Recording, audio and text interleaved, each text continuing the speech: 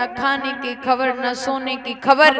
भगवान कन्हैया समझा रहे हैं कि हे अर्जुन, आप इतने बलशाली योद्धा होकर के और इतना पुत्र का मोह करोगे, संसार के लोग क्या कहेंगे।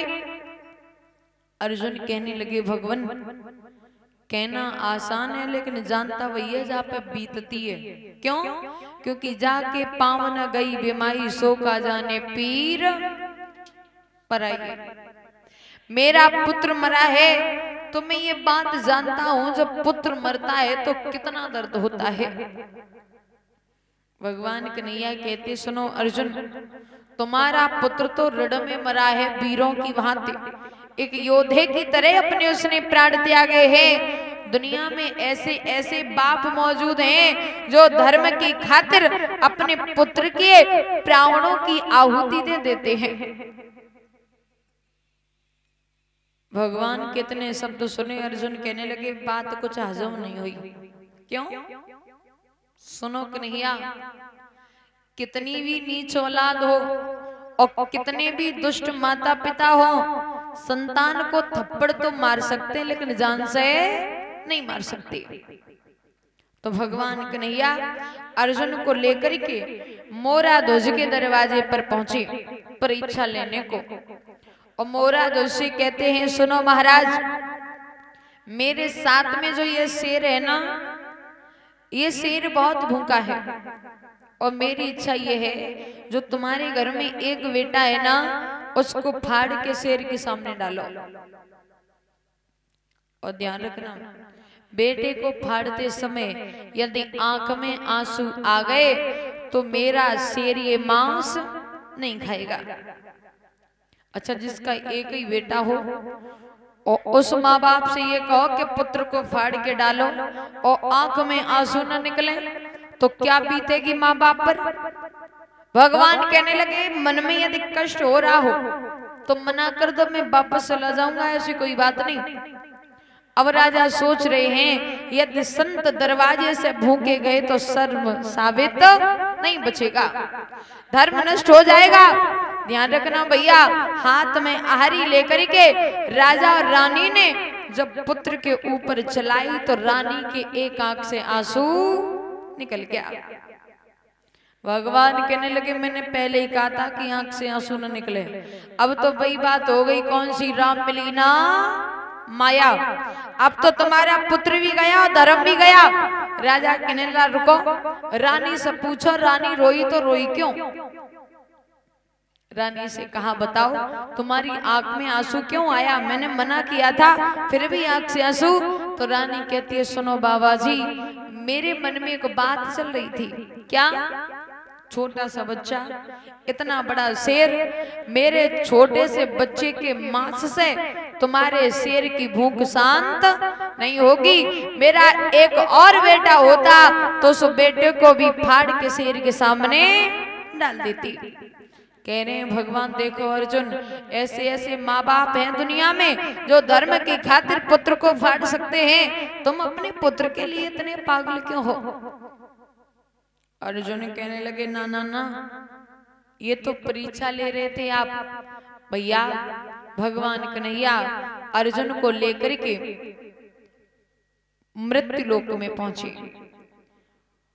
वहां पहुंचे जहां अर्जुन का बेटा अभिमन्यु बैठा है।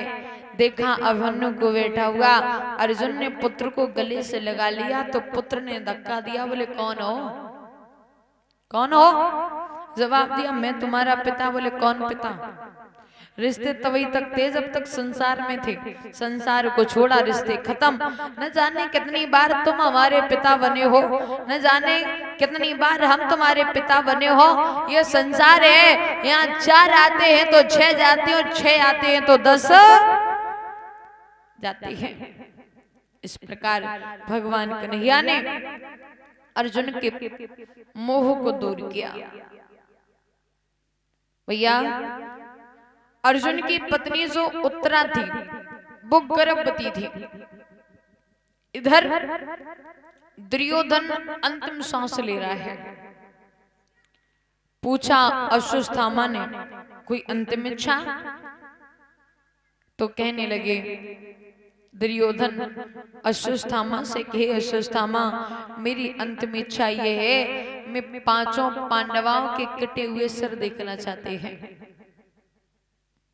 तो भैया भगवान कन्हैया ने जब ये चर्चा सुनी तो संकेत दिया पांडवों को, जहां पांडवा लेटा करते थे बाप पांडवों के पुत्रों को लिटा दिया।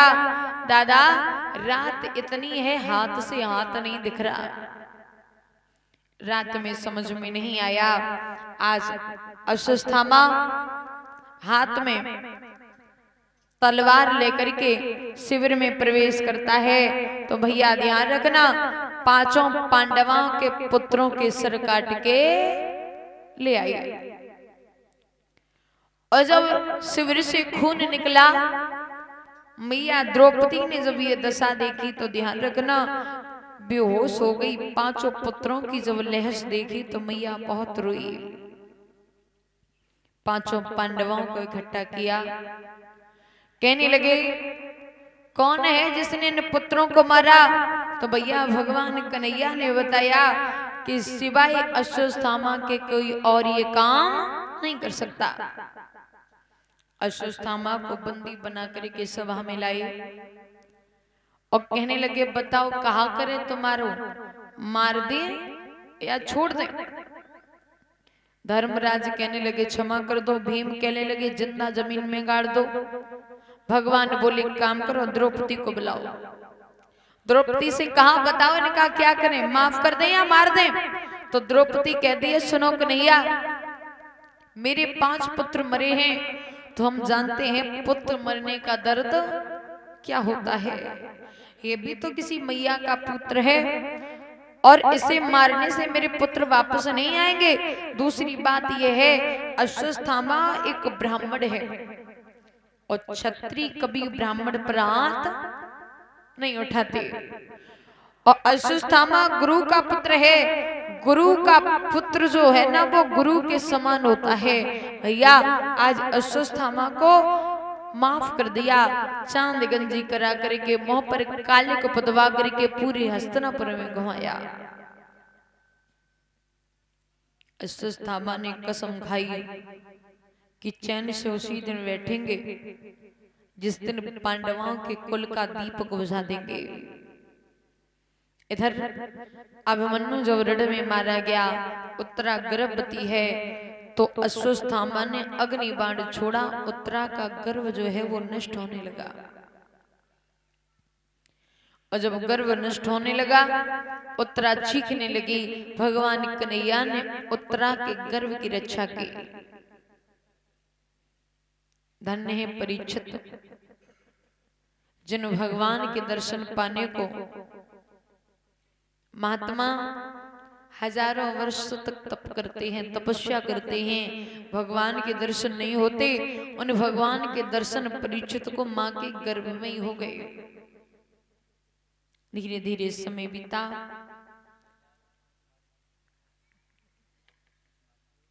9 महीने बाद मैया उत्तरा के गर्भ से एक बेटे ने जन्म लिया जिनका नाम परीक्षित रखा। बोल परीक्षित महाराज की। आंगन में बेटे की प्राप्ति हुई। महाराज हस्तिनापुर में बड़े आनंद हैं, बधाइयां बजती हैं। माताएं बधाई डालें तो खड़ी हो जाए।